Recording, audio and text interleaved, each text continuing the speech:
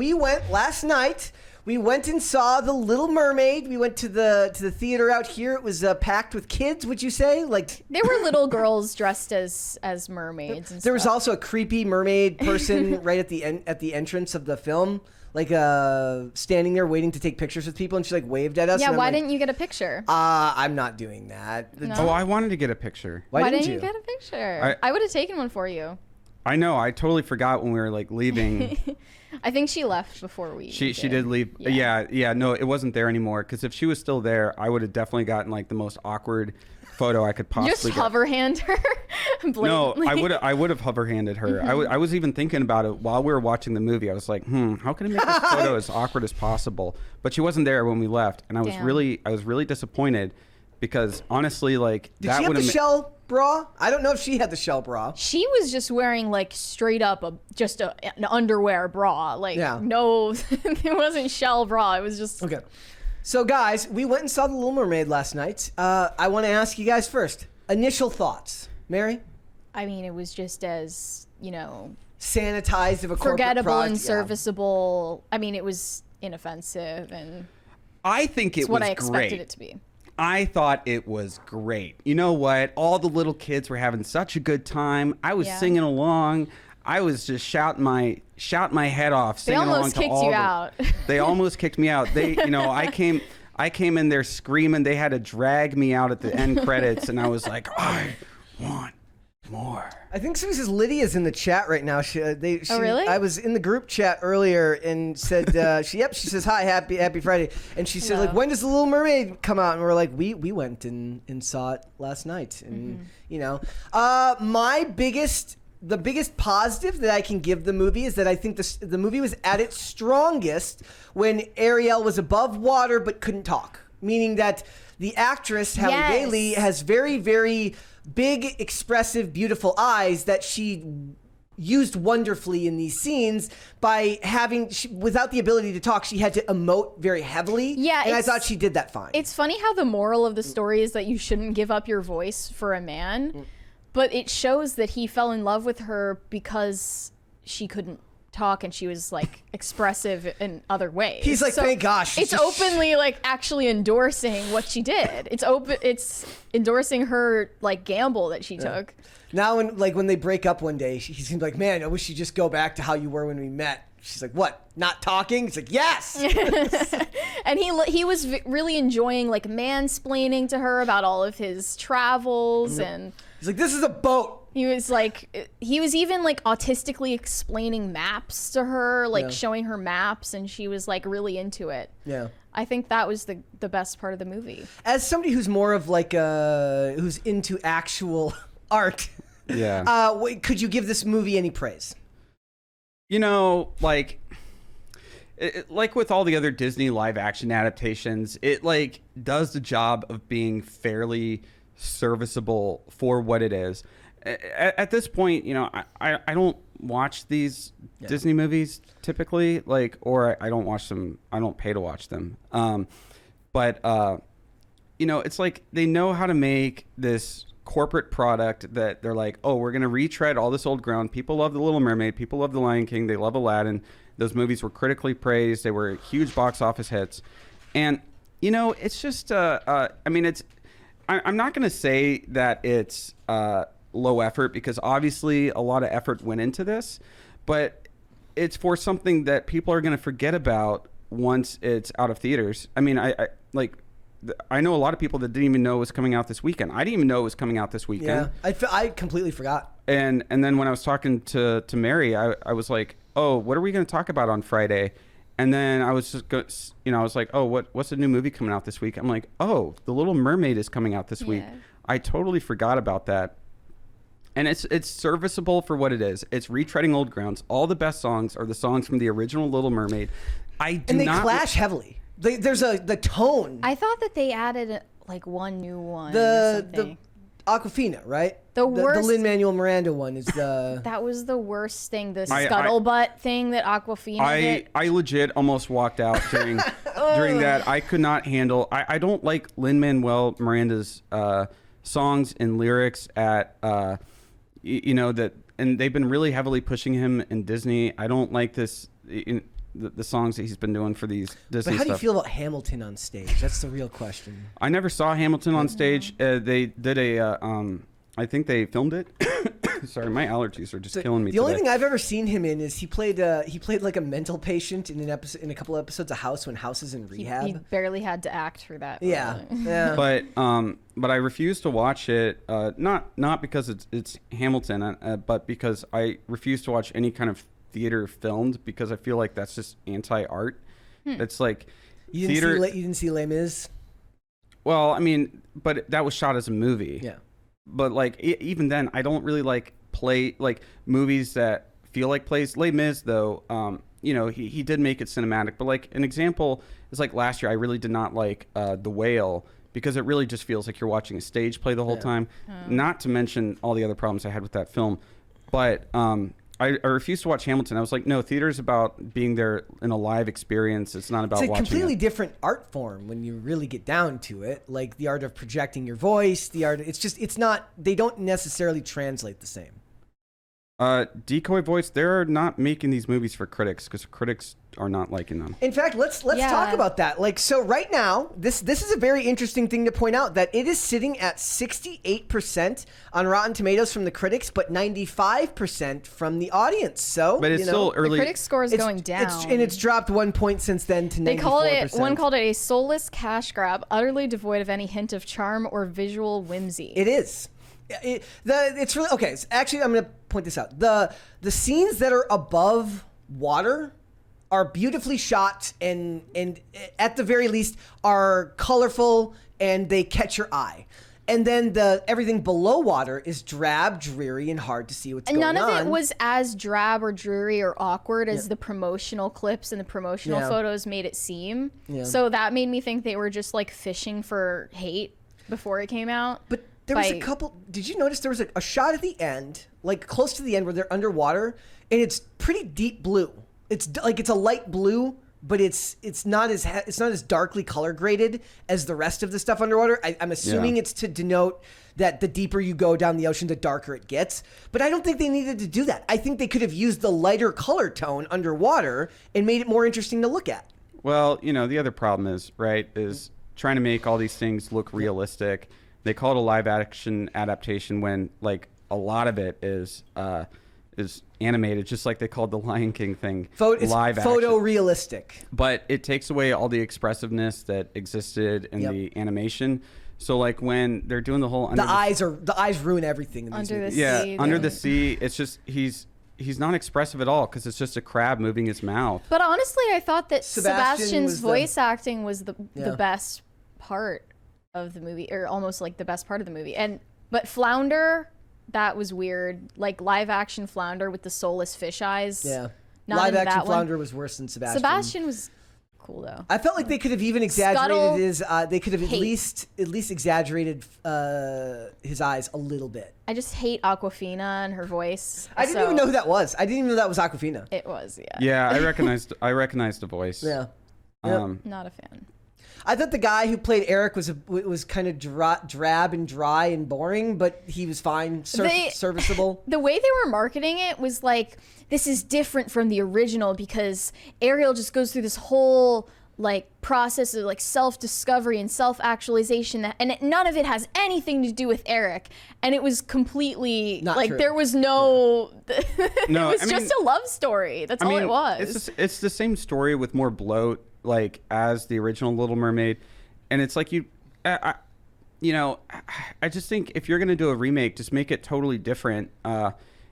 Why would I watch a 2.5 hour long version of a movie when there's a more expressive, more like obviously passionate film that's also only 83 minutes long? Yeah. I would just rather watch, in all these cases, I would just rather watch the original. I mean, those Disney movies from that time were actually pretty good. And they're remaking them in such a not that long after they released. Like they came out when I was alive. Yeah. So, for me, I thought Eric did fine, but it's not in any way a memorable performance. Javier Bardem is kind of wasted in this movie. He's like the Casanova or the Don Juan, you know. He's got kids of all sizes. He went Yeah, across what all the was that 7 about? seas. He went across. He the whole sampled 7 seas. everything the oceans had to offer, and has a kid from each of them. Apparently, also this movie is a corporate product in that it is shamelessly a college brochure at every turn. College students of every age demographic and racial demographic show up in this movie in the most unrealistic. And we were talking about this last night, right? About kids who watch this will then be led down the wrong path of thinking that this was this. Like, the first thing I thought of when a girl shows up in a net and gets brought to a castle, they don't put her in high heels and give her anything she wants. That's why I thought that they knew she was the girl that saved Eric at first. I thought that they just put the pieces together. But and Eric's just kind of an F-boy. He's just like, still go look for her. Eric is still looking for the girl that saved him. Yeah. And he's like two-timing her. It's not very nice of Eric. It's not very nice of Eric at all. The music was fine, whatever. Very, in my opinion, like I said, everything about this movie felt kind of empty. She and has a good soulless to me. voice. She does, and like I said, I think she was the best part of a bad movie. Meaning that those specific scenes that I'm talking about, everything of them during their courtship. Even the funny thing is, I'm so programmed to expect feminism. When he's like rowing the boat, I'm like, she's gonna want to row the boat. She's gonna want to row the boat. And like, no, they actually let him row the boat. She drove the carriage, though. She did. Oh yes, of course. But she was a bad driver.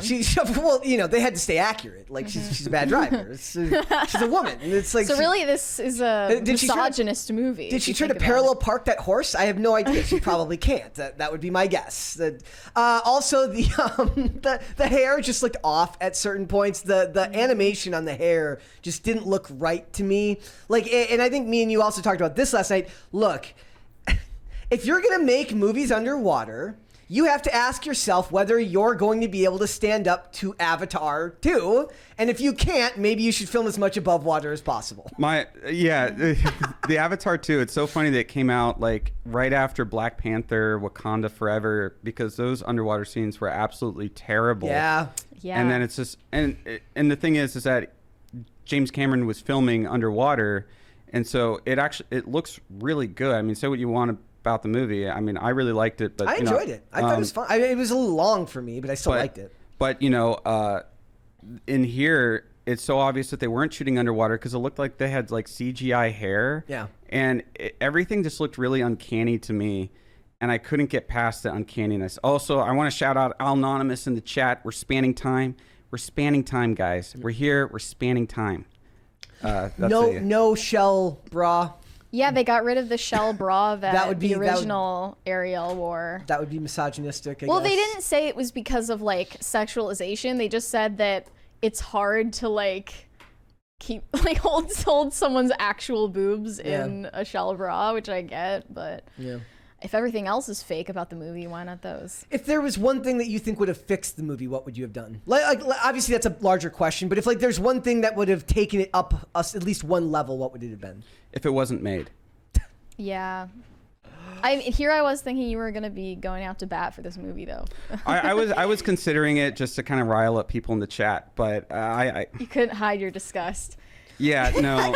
I left they can easily go to my letterbox and see that I hated it. So I left ambivalent. I was like, it's a Disney product. I didn't expect anything more or less. It is the quintessential. It was not made for me. Kids. That's the thing. The kids watching it don't register Uncanny Valley the way that adults can, and that's why kids often like entertainment that looks actually really creepy to adults, like Teletubbies. They don't notice things like that. Yeah. And the kids seem to enjoy the movie. It got like a mini standing ovation from a couple of kids that quickly died out. Okay. But it did, What did you guys think of Melissa McCarthy as a villain? Oh, somebody's saying Lucius the Eternal, more nudity. Yes, more nudity. That's what it needed. I actually all of her sisters needed to be topless to be true to mermaids. Okay. I was like, this is not realistic.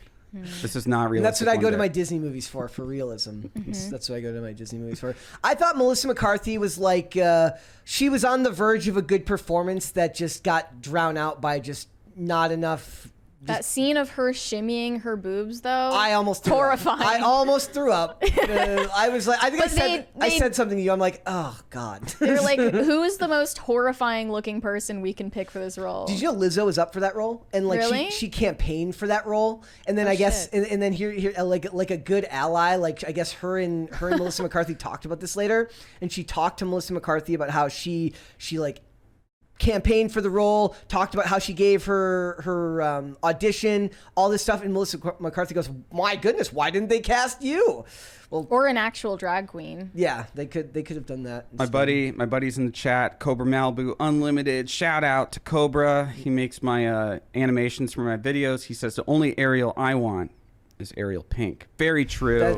Very true. Why didn't he get a cameo? Ariel Pink has been here. That was a long time ago.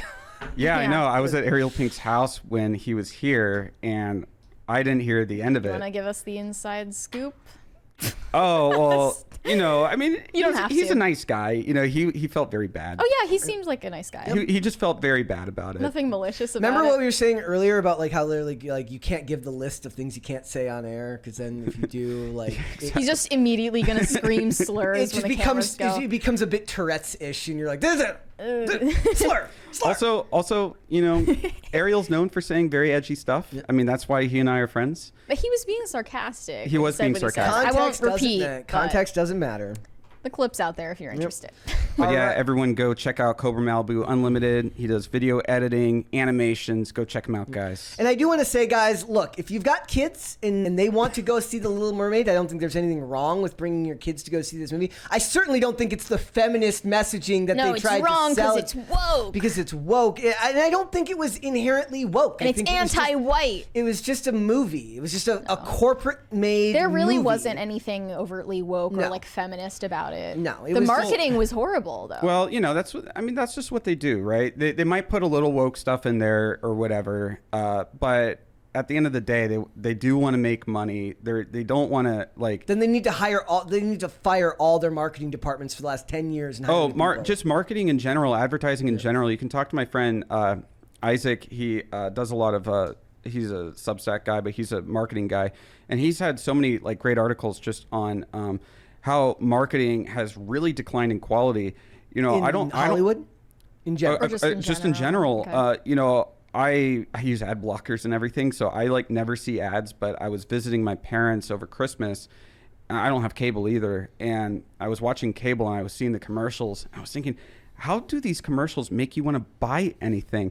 Like, these commercials make me they make me want to stay away from these products. Like, the commercials, it's not that it's like woke or anything, it's that they're so dumb. They're like kind of self-referential, like breaking the fourth wall. I think my favorite ads, I reposted. Oh, we got a $20 one right there.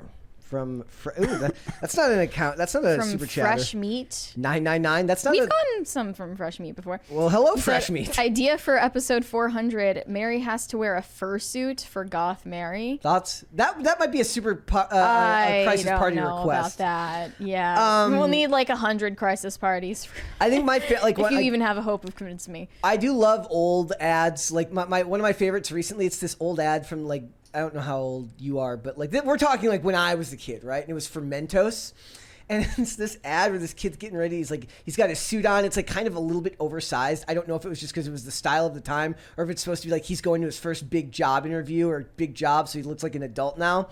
And he sits down on this bench and the bench has just been freshly painted. So he's got like white stripes on him now. And then like he pops a Mentos and then like just put stripes on the rest of the suit so it looks like a pinstripe suit as the song plays, and then he turns to the guy painting the bench and like goes like this with the Mentos lip as this just jingle plays over it. That anybody watching right now who's my age or older knows the Mentos theme song. Yes, like, and they're all singing it in their heads. I only right now. know it because of Clueless. And that's what half the chat in the Instagram post that I was looking at where they were talking about it. That's what they were saying. Like half the people were like, I can't remember what I had for lunch today, but I remembered every word of this jingle. And then the other half were like, I just love the movie Clueless. Yeah, but marketing now is like either self-referential humor or they hire some TikToker who makes some PR disaster, like the Biore ad. I would say this: if you have kids, because people are like, "Oh, bad recommendation." I agree. Don't take your kids to see this movie. Like, don't take, like, for one, why would you take your kids to see a movie that's 2.5 hours long? If they want, it's 2 hours and 15 minutes. So well, it felt like 3 hours. if your kids want to go see it, I say you take them to go see it. No. You have to be a parent. You say no. Show them Crush their dreams. Show them something from like Studio Ghibli. I don't know. Show them like Isn't something Evil good. Dead Rise out? Go take them to Evil Dead Rise. You don't have Yeah. to take them to the theater. Yep. There's a $20 one right there, Mary. From Joe From Schmo. Joe Schmo 32 Electric Boogaloo, he said there was absolutely nothing controversial or even good about this movie, so they drummed up fake racial drama to promo this movie. Yeah. I mean, every single interview of Halle Bailey was like, how do you feel about all the hate you're getting for being black? Yeah. How do you feel about your dreadlocks in the movie? How do you feel about Here's the thing, though. all the little black babies watching videos of you and crying? Here's the thing, though. We've degraded like the expectation of good so far. You don't need to make a really good movie to get people to go out and see it. They could have sold this on its mediocrity alone. Because it's Disney and people just go, exactly. This is Disney. They did not have to go down this route. They could have sold this on the mediocrity. I'm not saying it's the right thing. I'm not saying it's a good thing. I'm saying they could have. We must consume. Exactly. Sell it as a love story, because that's exactly what it was. It was nothing like about self-discovery or self-empowerment. You can't do that anymore. Whatever. You can't sell a love story anymore because that's a man, and you can't fall in love with a man anymore. You can sell. I can fall in love with a man. You can't tell me what to do. You can sell like a feminist empowerment story, but not actually make one. Yeah, I was actually shocked at how much of a more romantic tale it actually was. Purely that. It's all it was. There was nothing like renovated about it. It was very. It's just a movie with added fluff. Yep. Yeah. It's like, and that's why I say, like, it's pointless. You know, The Lion King, Aladdin, The Jungle Book. I laughed at the lion when he falls off the cliff. I laughed. It's all just pointless, and you know, but it's Dumbo. I forgot about Dumbo. Everyone did. It only made like $45 million. I actually forgot about Aladdin until either you guys brought it up or somebody in the chat brought it up. I don't even know about it. Like, I don't watch these movies. They're not made to be memorable or culturally. Well, they're made to. Kino's too good for them. That's what. You're just too good for Disney. I just have taste. You're above that. I watch good movies. Okay, if I'm gonna watch an animated film, it's gonna be. If I'm gonna watch an animated film and I don't know what to put on, I usually just put on The Wind Rises. That's a good one. Thanks for watching. Listen to full episodes of Pop Culture Crisis on Spotify. Keep up with us on social media and make sure you subscribe and ring that bell so you never miss the show. Bye, guys.